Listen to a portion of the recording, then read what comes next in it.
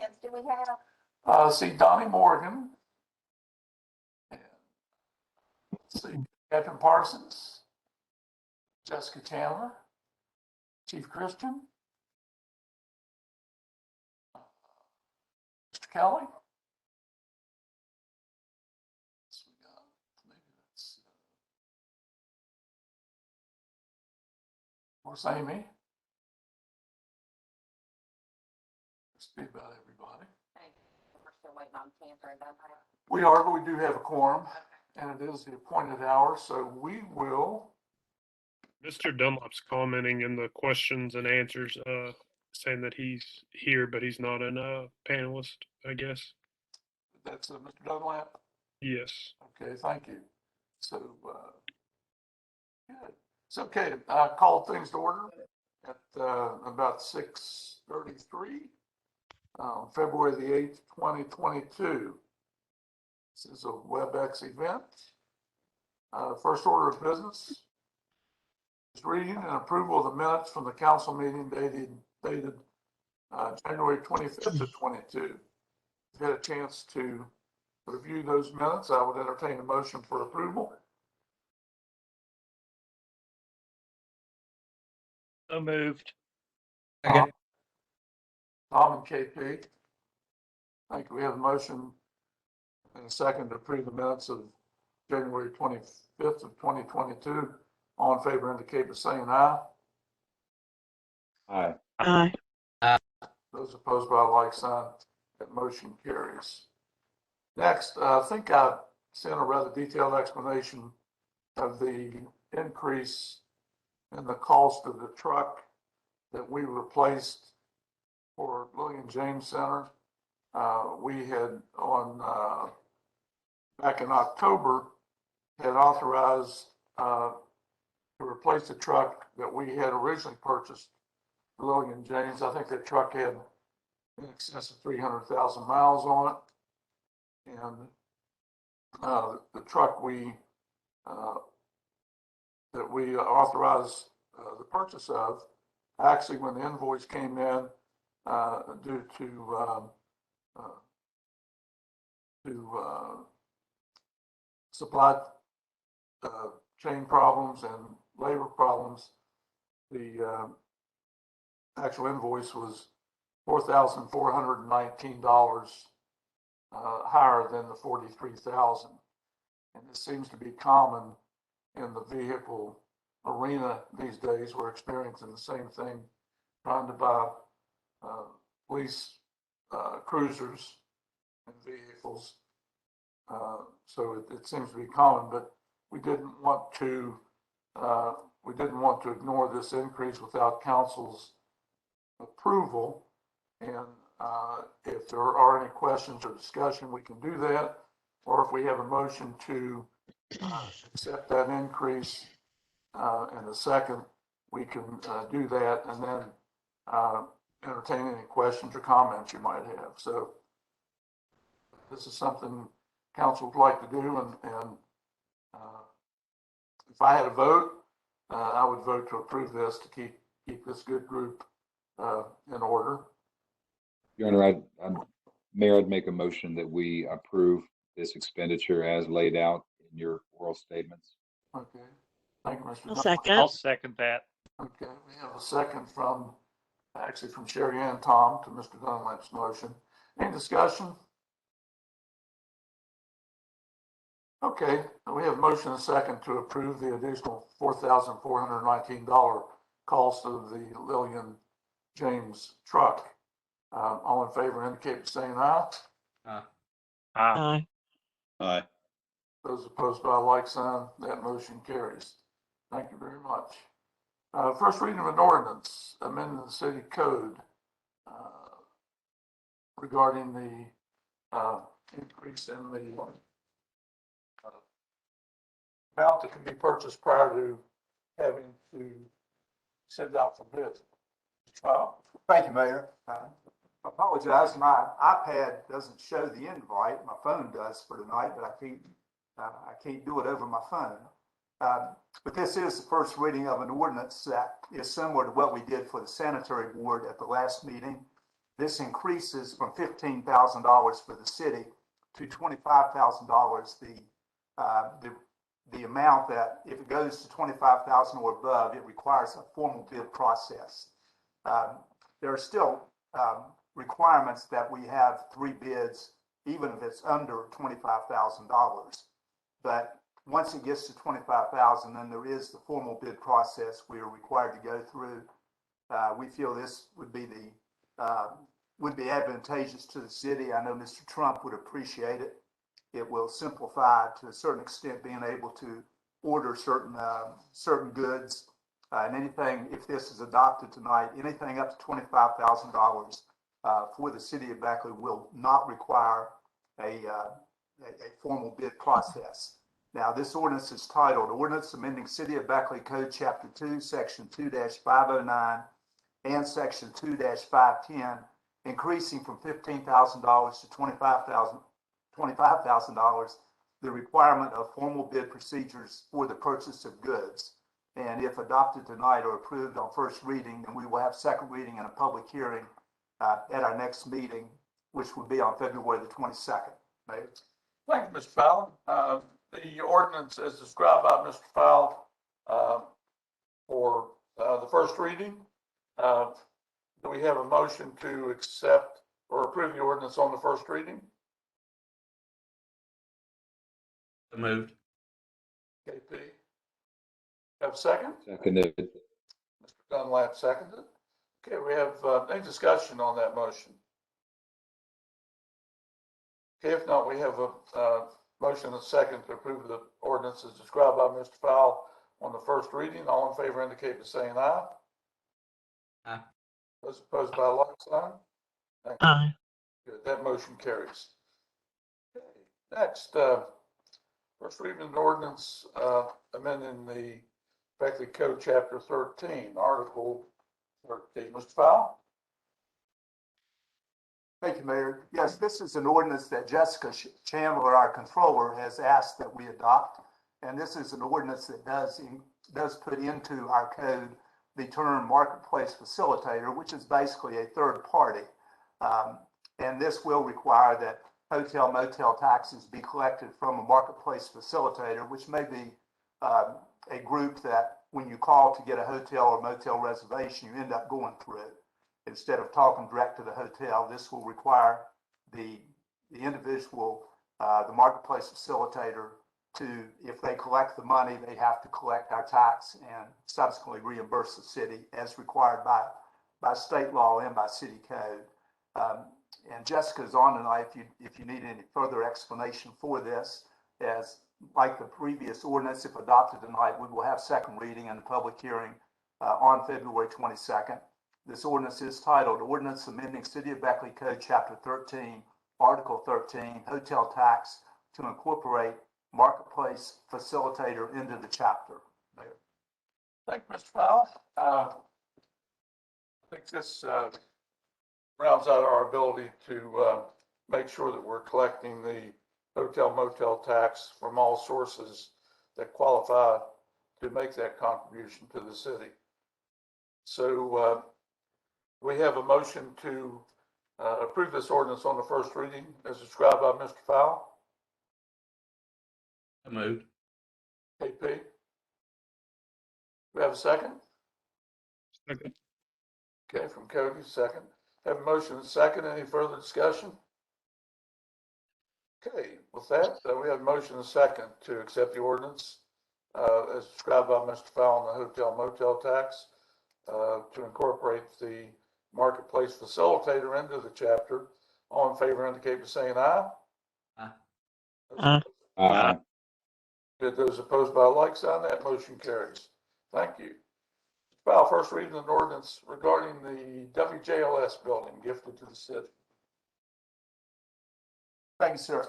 Yes, this is an ordinance that will be first reading. What this ordinance does is it authorizes the city of Beckley to accept as a gift from Harper Reynolds. That's the Bickey family, Matt Bickey and his family that own Harper Reynolds. They have offered to gift this facility, that's building on the corner of Main Street and Kanawha Street.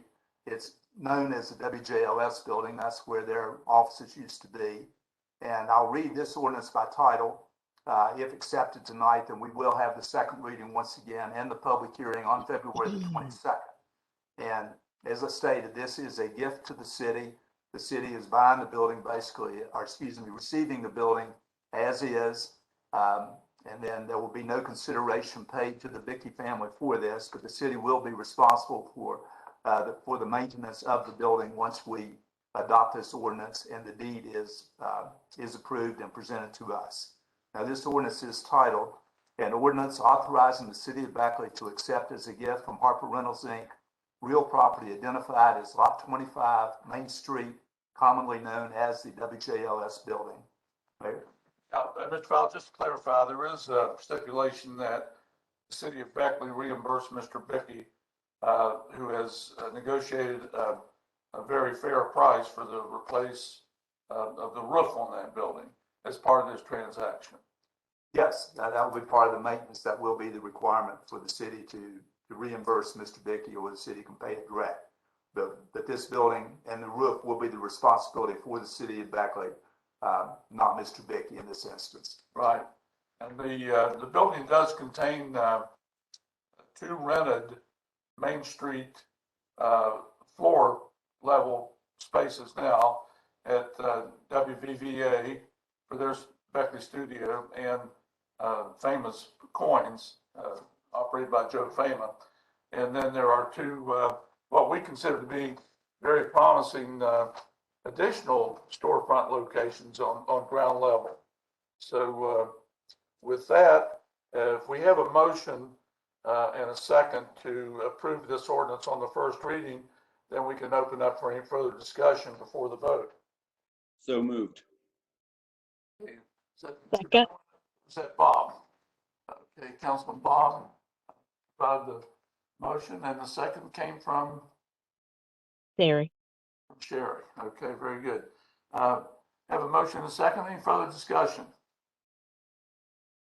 Mayor, I would like to just state a couple issues that I foresee and that I just want to bring up about this.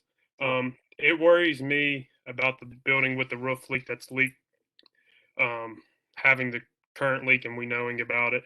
How do we not know that the roof gets pulled off and all the trusses and joists and all that's not, and the whole roof system's not rotting out?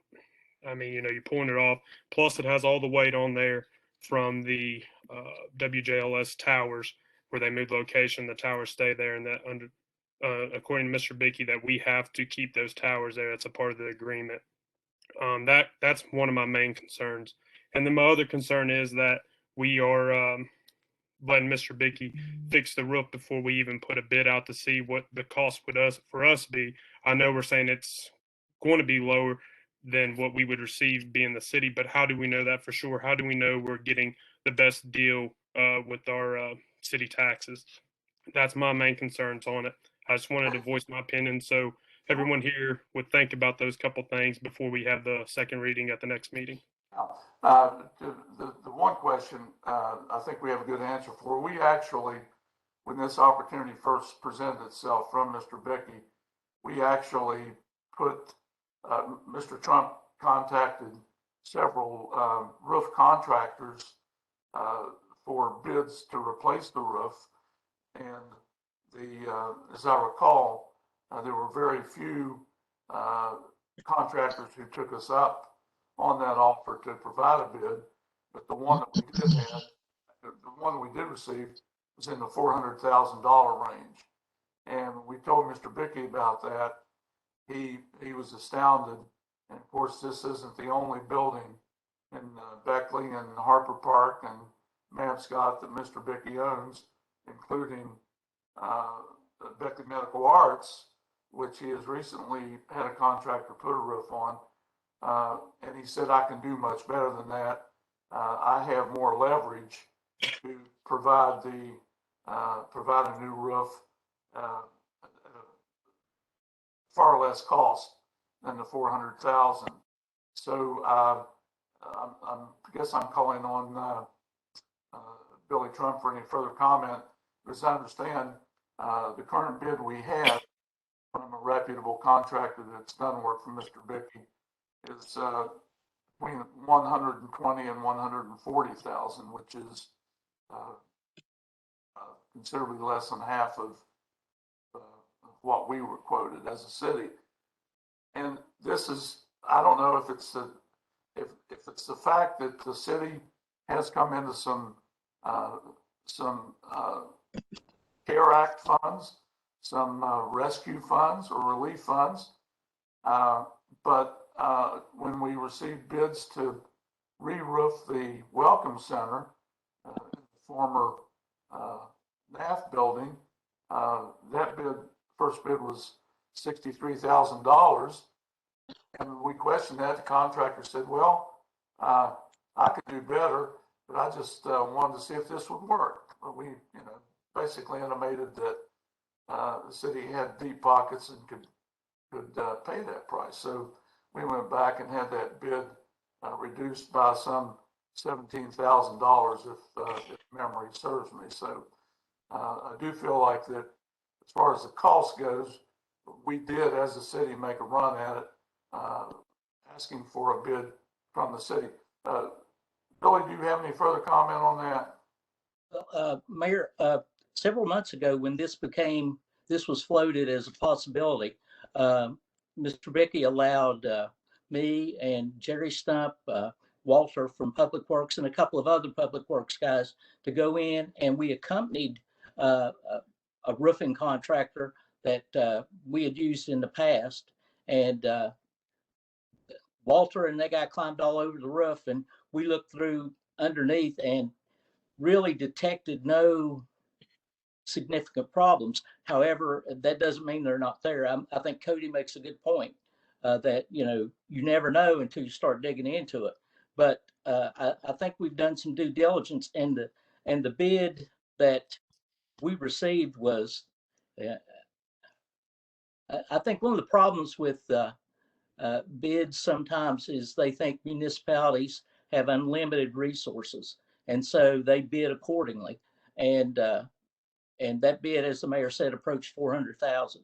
But I think Mr. Bickey's confident that he can get it for less. But we can go back, and I'm sure he'll let us take another look. If you want, we could arrange to go back and take a look at it if you'd like.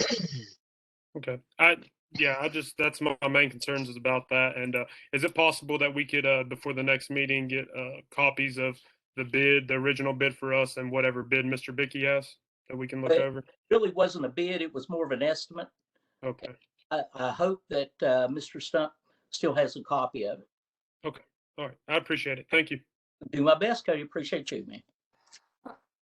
Thank you. Good points, Cody. Okay. Any other comments on the WJLS building that is to be gifted to the city? If not, do we have a motion and a second to advance this ordinance to the second reading? We already got that. Did we vote on that? I'm sorry. Okay. Mhm. Okay. I'm sorry. We do have a motion and a second and discussion. So we'll call this for a vote. Thank you. All in favor indicate saying aye. Aye. Aye. Those opposed by a like sign. That motion carries. Thank you very much. Okay, we are down to old business. Anything from any member of council under old business? I will say I think that everybody received all members of council received an invitation to City of Oak Hill's Black History Month celebration Saturday evening in the Oak Hill Council Chambers, where Reverend English, who was actually a member of Martin Luther King's support staff, and who actually, as I understand, was asked to say a few words at Dr. King's funeral. So that's 6 o'clock Saturday evening. If council's interested in attending that, that would be nice. And then the celebration honoring Quincy Madison which was scheduled a couple of weeks ago during very inclement weather, will be conducted now at Central Baptist Church on February the 19th, beginning I think the doors open at 1, and the ceremony itself will be conducted at 1:30, and I will present a proclamation from the city during that period. We had the honor last week of presenting a proclamation and accepting a Detroit Pistons jersey to honor a longtime Beckley athlete and a tremendous man, Henry Dickerson. Councilwoman Bullock was involved in planning that celebration and worked with several of Henry's friends, Chubby Hughes and Steve Licklider, Mitch Childers, to put that together, along with Coach Barksdale. So it was a very nice affair that I was honored to take part in. So that's about all I have under old business. Is there anything else from any member of council under old business? Yes, Mayor. Where are we on fruits of labor uptown? Okay, I think, and Billy might have an update. The original target date was Valentine's Day, actually, mid-February. We have done all the work that from an electrical safety standpoint and just presenting the building in a good, clean order. As we understand, Tammy Jordan, it's taken a little longer for Tammy to open both her Alderson location and more recently the Montgomery location than she anticipated. So I think it's probably going to be, I would say, early spring. And Billy, do you have an update on that? Yes, sir. We've already had all the fire alarms, the sprinklers, backflow preventers, all the stuff that fall under the purview of landlords have been taken care of, even an elevator inspection. I think Tammy's had vendors in and she's measured for the equipment that she needs to buy, but it's the same old story that she has an equipment list that she can't get delivered. And as soon as that starts coming in, I think we'll accelerate the process. But right now, as far as the city's part, the building is pretty much complete. So we're just waiting for, I guess, just some equipment and things like that to come in. Okay, thanks for the update. Very Yes, good. sir. And too, I think I caught the tail end of the conversation prior to coming to order this evening regarding that parking lot across from Fruits of Labor. And I think I heard Billy mention that we have Sam Rich from Thrasher Group, who has presented a couple of alternatives on the best use of that lot, as well as the lot that we're anxiously waiting to complete on Earwood Street. But so that should be when the asphalt plants open again in the spring, probably in early April. That will certainly be on our to-do list. So it's an exciting time right now. Does that mean we're already reaching out for bids at this time? On the lot itself? Yes. I think everything like the plaza, like the Cardinal Plaza, I think virtually all the work, there's already been considerable stormwater work on that tract of land where the parking lot is. But I think everything that will be required from paving to concrete, the city, Beckley Public Works will be able to handle. Oh, fantastic. All right, thank you. Certainly. Else from any other old business from any member of council? Anything from any member of council under new business?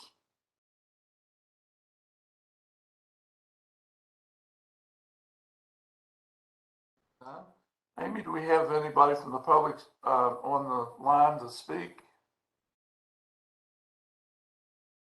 Yes, sir. We have Kelly Elkins, and I'll unmute her now. Okay. Kelly. I did not give my traditional instructions here. It may or may not be necessary. For those wishing to make a comment from the public, if calling in by phone, dial *3 to raise your hand to be recognized to speak. If connected by computer, click the hand icon on your participants panel to speak. So with that, Kelly Elkins, you'll have 3 minutes to express your thoughts. Thank you. Thank you, Mayor Rappold and council members for allowing me to speak this evening. As you all know, I wear many hats in the community, and one of those hats that I wear is that I am the Raleigh County SAD advisor, the Raleigh County Prevention Coalition Youth Task Force Youth Services Committee lead, and SAD stands for Students Against Destructive Decisions. And SAD's mission is to provide students with the best prevention tools possible to deal with issues of tobacco, underage drinking, drug use, impaired driving, and other destructive decisions. SAD empowers and mobilizes students and adult allies to engage in positive change through leadership and smart decision making. Community Connections had donated around 30 tobacco-free zone signs that were a part of a Stop Tobacco Use grant, and we would love to have them placed in city parks of Beckley. And Mayor Rappold, I would love to bring you one of these signs. They're metal signs with children playing on a playground, and it says a tobacco-free zone where everyone benefits. And I would love to see if we would be able to get those put into city parks to encourage our younger people to make smart decisions. And, you know, when it comes to using tobacco and other drugs. Well, speaking personally, I'm 100% in favor of that, and I'll ask Mr. Fowle if he sees any reason that we could not entertain that. Okay. Now, I think, Kelly, I see no opposition and every reason to have those signs installed, and I appreciate you bringing that to our attention. And if you'll give me or my assistant Susan a call if you want to come by, I'll make sure I'm here to take a look at those signs if you'd like. Absolutely. Thank you so much. Thank you. Do we have anybody else from the public signed up to speak?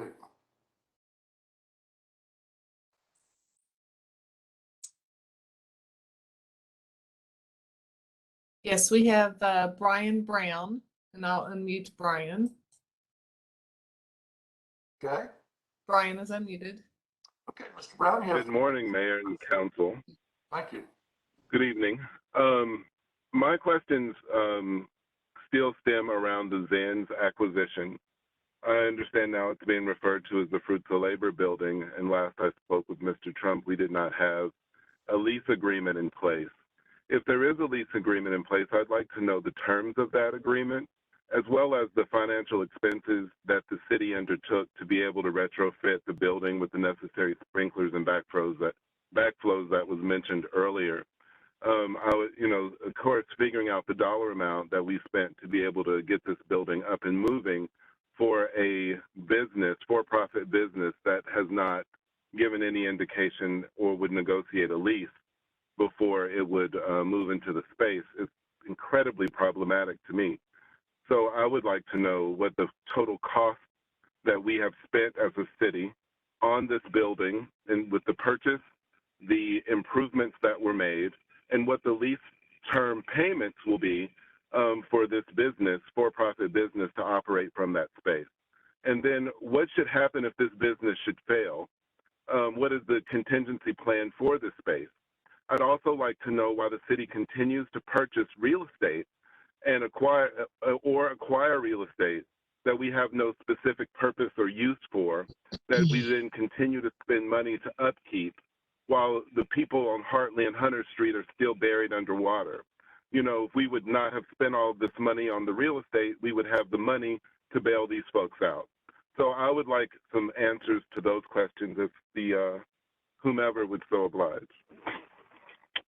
We will certainly look into that. We paid far less for the Zens building than we did for Black Knight, which, as you know, has been an incredible success. So we will let you know, though, as soon as we have those numbers. I know Mr. Fowler's We don't. other leases that Fruits of Labor has struck in Alderson, Raynell, and Montgomery in order to kind of pattern those leases. But we'll certainly disclose that. It won't be a secret. And I appreciate your call this evening. Thank you. Amy? Well, I mean, that's still not it. That's good. That's good, sir. Thank you. Any other anybody else signed up, Amy?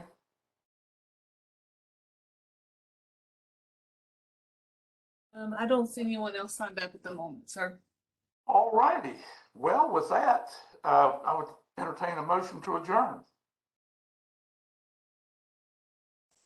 Moved. Second. We stand adjourned. Thank you, everybody, for your attendance and participation this evening. Have a great evening. Thank you.